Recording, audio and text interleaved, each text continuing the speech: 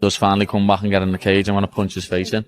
But for now, when I win this belt, I am the champ, you know what I mean? While he's out the cage, I'm the lightweight champ. It's very small compared to me, you know what I mean? He's up to like here, he's not that wide. You've definitely seen that video of him and Pantoja just stood next to each other and they look the same weight. And I hope Paddy is gonna lose, because if Paddy wins, it's gonna be a problem for me again.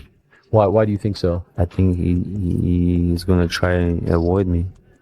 You say if he wins against Justin or if he wins against Ilia? No, against Justin. Against Ilia, he never can beat Ilia. Okay.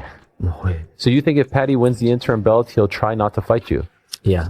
UFC gotta push him probably. Really? Paddy Pimblett stands ready for his upcoming showdown with Justin Gaethje at UFC 384, where these two warriors will battle it out for the interim championship belt. The anticipation is building for this explosive matchup, and Paddy's already looking beyond this fight, setting his sights on Ilia Topuria's eventual return to action, even though his complete attention remains locked on the Gaethje challenge ahead. Pimblett makes it crystal clear he's already mentally preparing for what comes after. When Topuria decides to step back into the octagon, there won't be any tune-up fights or easy roads back. Pimblett's strategy couldn't be more straightforward. Handle Gaethje's business first, then immediately pivot his attention to Topuria, making sure that comeback fight is nothing short of all-out war. I wasn't too surprised. I know Ilia's going through a lot of stuff and wish him nothing but the best with it, know what I mean? That's nothing to do with us fighting, it's nothing to do with being in the cage, so all that around his family life, I hope everything goes perfect for him, but when he does finally come back and get in the cage, I want to punch his face in. But for now, when I win this belt, I am the champ, you know what I mean? While he's out the cage, I'm the lightweight champ, and that's the way I see it. So that interim belt to you will feel undisputed? Yeah. Meanwhile, Paddy takes aim at Ilia's physical attributes, pointing out how a size advantage could play a crucial role against the shorter fighter. He breaks down the obvious differences, noting that Topuria lacks both the height and frame that he possesses. Pimblett drives home a fundamental point about combat sports. Weight divisions exist for legitimate safety and competitive reasons. His warning comes through loud and clear. If Ilia decides to step up and test those boundaries, he's walking straight into dangerous territory where the size differential could spell serious trouble. His support, essentially he wants you to win, he wants that fight. Have you allowed yourself to think of what a fight with Ilia looks like? Yeah, I think I beat him up as well, you know what I mean? Like, he's very small compared to me, you know what I mean? He's up to like here, he's not that wide. You've definitely seen that video of him and Pantoja just stood next to each other and they look the same weight. So, like, there's weight classes for a reason, and if he wants to fight me at 155, it'll get seriously messy on his feet. Furthermore, Matt Brown raises some interesting concerns about Topuria's potential timeline for returning to competition, especially considering the personal turmoil he's currently navigating through his highly publicized divorce proceedings. Brown's perspective centers on the idea that Ilia might rush back into action before his head is completely right, which could lead to a devastating loss simply because his focus isn't 100% dialed in on the fight itself. While Brown admits this is somewhat of a bold prediction and acknowledges he's genuinely torn on the matter, he can't ignore Topuria's obvious intelligence and fighting IQ. Still, he recognizes a pattern that plagues many fighters: the inability to stay inactive, combined with that burning desire to get back in there, which more often than not leads to premature returns that end badly. I have, and that is Ilia comes back. But the bolder prediction is he loses. He comes back too soon, still dealing with all this bullshit, and ends up losing because he's not in the right headspace. But I think Ilia is a smart guy. That's why I'm, kind of on the fence about this prediction a little bit, right? I'm not saying like, I really believe his prediction or anything. But man, fighters don't like not fighting. They don't like sitting on the sideline. Drawing from his own extensive experience in the sport, Matt Brown explains just how brutal it becomes to sit on the sidelines watching fight cards unfold when every fiber of your being wants to be competing inside that octagon. That overwhelming desire to get back in there and compete becomes almost impossible to ignore. Brown predicts that Topuria will experience that exact same restless energy and burning need to compete, while acknowledging that Ilia appears to be in excellent physical condition and health. Brown points out that he's still working through some major personal challenges behind the scenes. His expectation is that the competitive drive will eventually override logical timing, pushing Ilia to return before the moment is truly right. And while he admits it's a risky prediction, He believes the circumstances make it a realistic possibility. Speak from my own experience. Every time I got injured and someone wants to watch a UFC card, it's hard to watch. You can't sit there and watch it. You want to be the guy in there. You want to be the one that people are watching. And I think he's going to have that. He's healthy. He's not, it's obviously he's dealing with some pretty heavy shit, but he's healthy. He wants to come back and compete and fight. And I think he'll end up breaking to that, and he'll end up coming back. But it's not going to be a good time, and he's going to be dealing with and that's kind of two bold predictions. Armen Tsarukyan makes no secret of his preference, openly stating that he wants Justin Gaethje to emerge victorious against Paddy Pimblett. His reasoning is purely strategic. If Gaethje wins this fight, the likelihood of securing a bout with him increases significantly, whereas Pimblett would probably find ways to avoid that matchup entirely. In Tsarukyan's assessment, Gaethje represents someone who's far more willing to accept difficult challenges and step up against dangerous opponents. Me to get hurt because I'm not gonna fight him. I'm a nightmare for him, and he knows that if we're gonna fight, he's gonna lose, and he's gonna try not to fight me on his whole life. And I hope Justin Gaethje gonna knock him out and send him back to England, and he can eat his I don't know what he's eating there, chicken or whatever. When it comes to Justin Gaethje's well-documented struggles with staph infections, Armen Tsarukyan doesn't seem particularly concerned or bothered by these health issues. His perspective is grounded in the reality that serious medical problems typically stay behind closed doors, and he's observed that countless fighters throughout the sport have dealt with staph infections during their careers. From his viewpoint, it's just another part of the game that doesn't warrant excessive worry or consideration. When these pictures showed up last week of like a thing on his neck, did you inquire about it? Did you?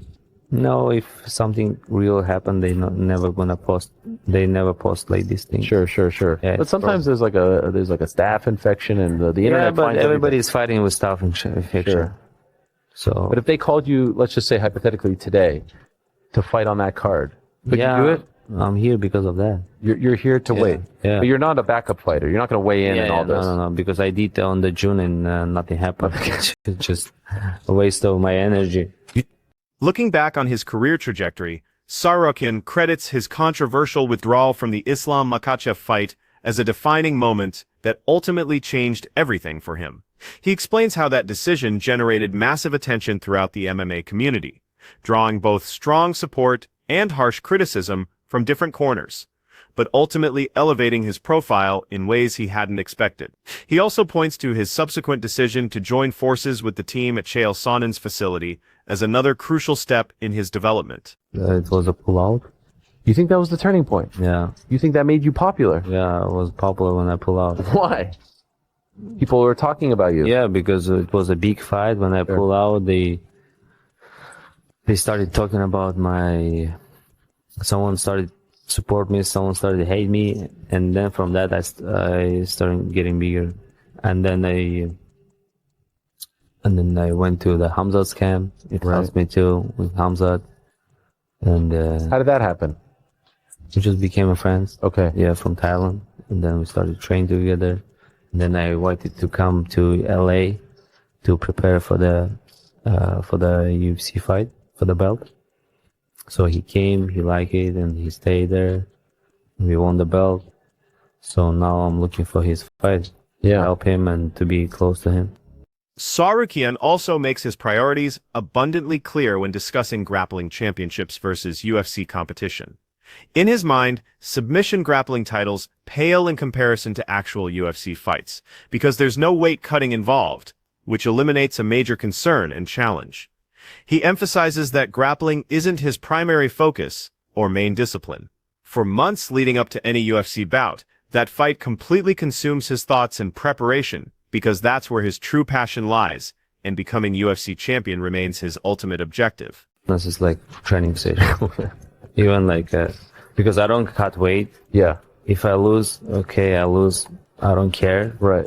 But You do have an ego, right? You want to be successful. but it's not my sport, Yeah. If I lose in the freestyle wrestling, it's okay, But UFC, it's I locked in before 2 months. Right. and I think about that fight all day because that's sport that I live for, you know. Right. And it's my goal to be UFC champion, and I treat my training camp myself is different, you know. But in the wrestling, you don't get hurt, you know, and it's easier to wrestle, you know, for me. But MMA is hard, and pressure, media, and like if you lose, you're done, you know. Like everybody's waiting when you lose. Right. That's why you wanna be at the best, and yeah, it's completely different. The reality is that Arman's chances of securing another fight opportunity appear quite slim, primarily because he likely hasn't managed to get back into Dana White's good graces after the previous situation. Despite these challenging circumstances, Chael Sonnen has stepped up as a vocal advocate for Arman Tsarukyan, encouraging people throughout the MMA community to give him another chance and recognize his commitment. Sonnen highlights how Arman accepted the responsibility of serving as a backup fighter, endured the waiting period, and remained completely prepared to step in at a moment's notice if needed. Sonnen argues that this level of dedication and professionalism deserves recognition and forgiveness, stating that he personally forgives Arman and hopes others throughout the sport will follow suit. In 2 weeks as a backup fighter for UFC 324, what's his situation? Can we please forgive him? Whatever he did to get himself in this weird purgatory, can we also remember that he agreed to be a backup fighter, that he did a training camp, that he flew out to Las Vegas, he went through the commission, he made weight, he was ready to go in on a moment's notice. You get something for that. I want him to get something. I want him recognized. I forgive Arman Tsarukyan. I want other people to forgive him. Paddy Pimblett believes that Max Holloway essentially provided the perfect blueprint for dismantling Justin Gaethje in striking exchanges during their recent encounter. He expresses complete confidence in his ability to stand and trade with Gaethje, viewing Max's dominant performance as the clear roadmap to follow. Pimblett radiates certainty that his game plan will be effective and fully expects to put Gaethje away within the first 3 rounds of their scheduled bout. That he wants to keep this on the feet. We know his knockout power, but your submission skills are so slick. You want to take it to the ground? Oh, okay. I'll keep it on the feet with him. Yeah. Like, there's the blueprint there to beat him. Max done it, and I everyone underestimates my strike, and everyone thinks I'm just gonna come in and I'm gonna take him down, and I'm not. Like, he had an absolute war with Chandler, and I Chandler up. So I know MMA math doesn't work, but you'll see come Jan 24th when we have a perfect game plan and we finish him within 3. Despite his confident predictions, Paddy Pimblett readily admits to being a longtime admirer of Justin Gaethje, characterizing him as the type of fighter that every genuine mixed martial arts fan respects and appreciates. He goes so far as to call Gaethje his favorite fighter's favorite fighter, praising his incredible excitement factor and the entertainment value he brings every single time he steps into the octagon. For Pimblett, the opportunity to share the cage with someone he's genuinely looked up to for years feels almost surreal and represents exactly the kind of high-profile matchup he dreamed about long before reaching this level of the sport. You've got a big challenge ahead of you first with Justin Gaethje. Were you a Justin Gaethje fan prior to any thought of fighting him? I am a Justin Gaethje fan, I am. Yeah. And anyone who is an MMA fan and isn't a Justin Gaethje fan isn't an MMA fan. Like, I always say, he's your favourite fighter's favourite fighter. He's one of my favourite fighters, one of the best fighters that you can watch. And the fact that I'm now getting in there against him is... Gaethje keeps his approach simple and direct when discussing his mindset. When asked about Paddy Pimblett specifically, he explains his intention to enter this fight with laser-focused tunnel vision, treating it like a genuine life-or-death battle, where thoughts of Ilia Topuria or any other potential future opponents simply don't exist in his mental space. He says Scousers don't get knocked out. What do you say to that? Yeah, we'll see. We'll see. Have you allowed... I will try to test that theory. Have you allowed yourself to think ahead to once you win, if you get the win, Ilia? No thought? Nope, I've said it before, I don't ever plan on being alive after the fight, so if that's how it ends, that's how it ends. Pimblett embraces what makes him different, openly acknowledging his unconventional and somewhat awkward fighting approach. He explains that his grappling style doesn't resemble anyone else's techniques, and his striking patterns follow their own unique rhythm and tending. This individuality extends to every aspect of his game, as he approaches each element of mixed martial arts in his own distinctive way. Because of this uniqueness, he believes that potential opponents face an impossible task when trying to find training partners, who can accurately simulate his style, making his unorthodox approach nearly impossible to replicate during gym preparation. Talk that, Justin Gaethje has good wrestling. He uses it very well defensively. Can you foresee him maybe being able to stop your takedowns? No. No. I don't wrestle like a normal person. I don't shoot double legs and single legs and wrestle like a normal person does. I do everything differently. I'm not normal. So he's not gonna be able to get a sparring partner in what grapples like me or strikes like me because I'm a weirdo. Fair enough. It's the way it is, but He did call your style awkward, actually. I'm honest, Val, and I'm very awkward. You can't really get a sparring partner in to do me because I'm so awkward. So I'm looking forward to fighting him. As I say, he's a legend. He's someone I've always loved watching. So to get the chance to actually get in the cage and fight with him is unbelievable. Like, I can't wait. And to have Justin Gaethje on my resume is going to be something that'll last forever. You know what I mean? It'll be part of my legacy, and I'm looking forward to it. I just hope he doesn't retire once I beat him. Looking toward future opportunities, Gaethje expresses strong interest in securing a rematch with Max Holloway and openly hopes that Max can defeat Charles Oliveira in their upcoming encounter. Additionally, he'd prefer to see Ilia move up to higher weight classes permanently, which would clear the path for him to eventually face Holloway for the BMF title, creating what he sees as an ideal scenario. Max Holloway for the BMF belt, a belt that you've held before. What do you think of that matchup? Yeah, I love it. Love it. Yeah, I hope Max wins. I hope Ilia goes up, and then I can fight Max on the White House card and take the BMF belt and the championship. Oh, there you go.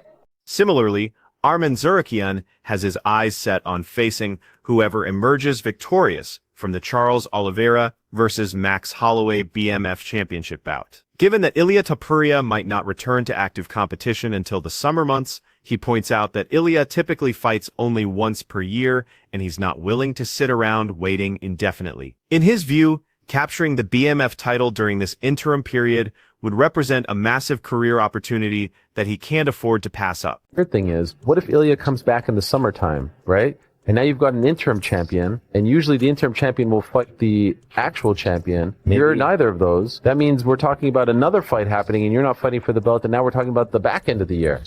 Yeah, but maybe BMF title. Okay. So we'll see. You don't want that, right? You want the real title. Yeah, I want a real title, but I don't want to wait until the end of the next year. And then Ilia, he fights once a year. Maybe he defend his title in June, and then he say, okay, I'll fight next year in June. And then what I can do, just stay. And I'm not that young to wait a lot too. So if they give me BMF title, it would be great too. If Charles Oliveira wins, so it's gonna be good. We got the story, and just get that belt, and then the real belt. Justin Gaethje addresses the widespread speculation about potential retirement if he doesn't get a title shot opportunity, admitting that his previous comments came from an emotional place and that he took the situation far too personally. He explains that part of his reaction stemmed from how the situation was presented and handled by his management team, and acknowledges that he may have spoken from pure emotion rather than logical thinking. Gaethje recognizes that fighters are naturally emotional and sometimes petty individuals, and he felt that he had earned more than what he was receiving, which explains why the situation struck such a sensitive nerve. You'd said if you didn't get a title shot next that you might retire. Was there any truth to that? And if so, is giving you this interim title shot kind of said, okay, I feel like I'm getting what I deserve now?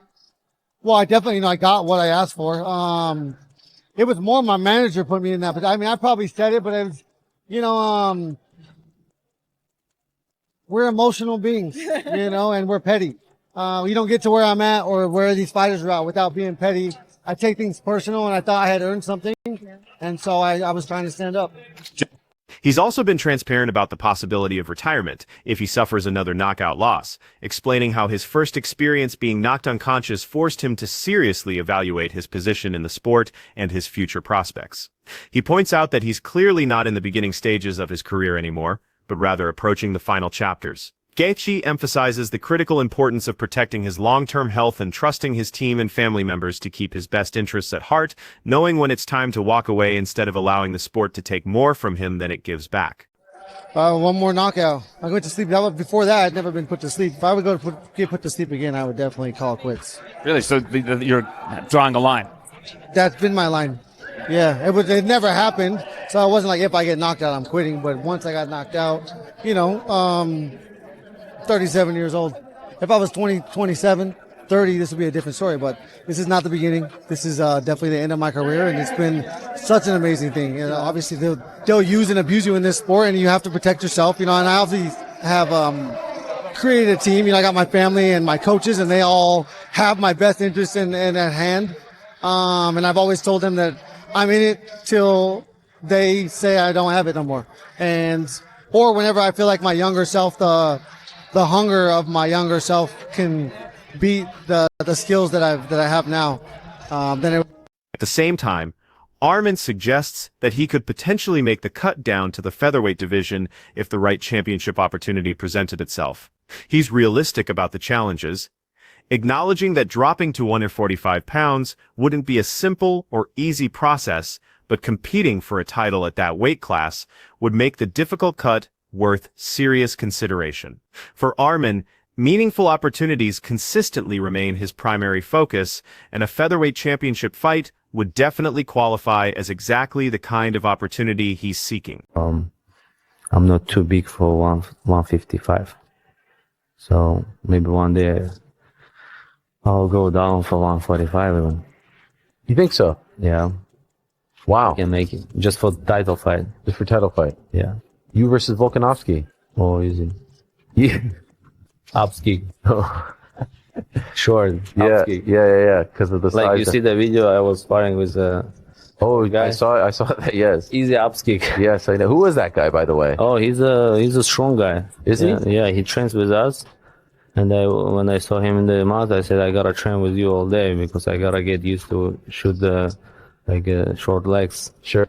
Given that Alexander Volkanovski has previously competed at 155 pounds, fans naturally wonder if he might consider moving back up, if others are contemplating moves down.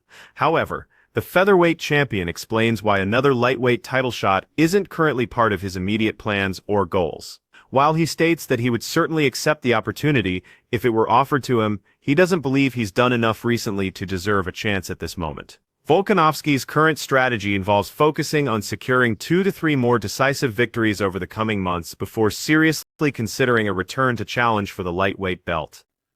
Yeah, I don't know where that came from exactly.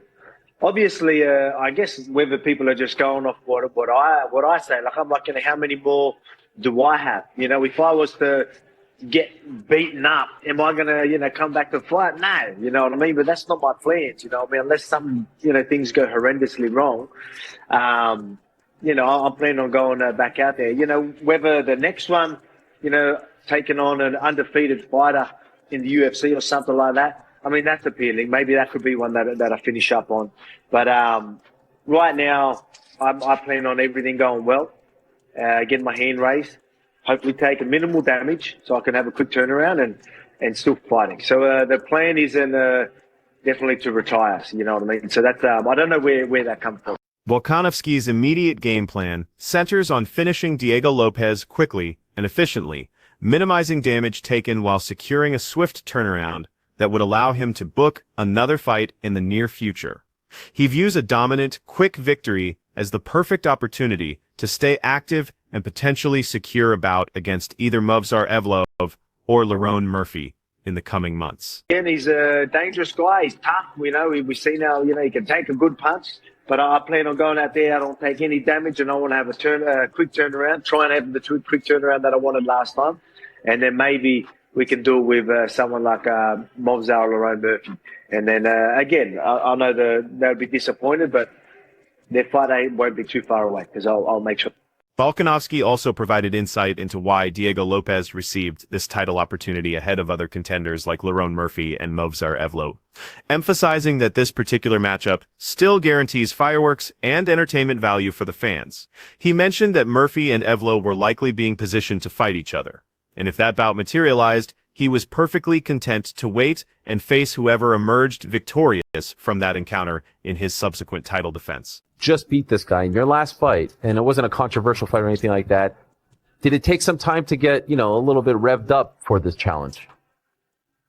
Not really. I mean, I'm going to fight whoever. Whoever it is, I'll step up. Obviously, I'm going to look at how people, maybe legacy-wise and all that, would I rather an undefeated fighter like a Mobzar or a, Lerone Murphy or something like that? Yeah, maybe. But I know this is still going to be an exciting fight. And I can just, fight. If they, I think they might be fighting. I'm not too sure. I think Lerone Murphy and Mobzar might be fighting. And if that's the case, I'll just fight the winner of that. Obviously I've got to take care of business 1st of February. Reflecting on his current career phase, Volkanovski shares that he's heavily involved in various business ventures and projects outside of fighting that are proving extremely successful financially. He reaffirms that his fighting career has always been primarily about providing financial security and opportunities for his family's future. Despite being in the later stages of his career, Volkanovski maintains that he still possesses the ability to compete at the absolute highest level, mentioning how people at his training facility are consistently amazed by the intensity and quality of his workout sessions. He concludes that he's still performing at an elite level and plans to continue moving forward, though he's keeping his long-term future plans flexible and undetermined. If he wins against Justin Gaethje, he could see a world where you'll want to go up and fight him at 155. What do you make of that? Yeah, I've seen that. I mean, if it's offered to me, of course I'm gonna, I'll fight for the lightweight title. But I mean, as everyone knows, I'm pretty real with everything. Right now, it's like, do I deserve a shot at the lightweight title already? You know what I mean? Like right now, it's like, no, I know I don't. So it's not something that I'm planning. And like I said, I'm not planning to fight for another 2-3 years. So I feel like for me to deserve a shot like that, I'm going to need another 2-3 wins. And then, maybe I'm back in a position where I can fight for, I deserve a shot at that lightweight title. I don't believe I deserve that right now. So that's why it's not. So there you have it for today's breakdown. Drop your thoughts and predictions about these upcoming fights in the comments below, and make sure you hit that subscribe button to stay updated with all the latest UFC news and analysis.